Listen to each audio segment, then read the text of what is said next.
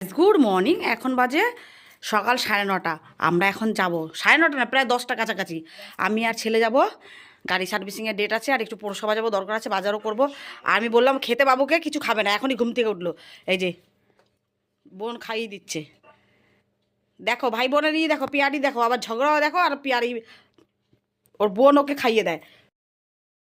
Hello guys, দেখো আমরা 4টা এসেছি, যাবো একটু গাড়ি সার্ভিসিংয়ের ডেট আছে, ওখানে যাব।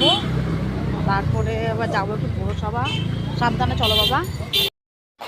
গাড়ি সার্ভিসিংয়ের জায়গায় চলে এসেছি। বাবু ব্যাগটা দে, ব্যাগের মধ্যে ডকুমেন্টস আছে, মানে ভিজে ফিরে যাবে।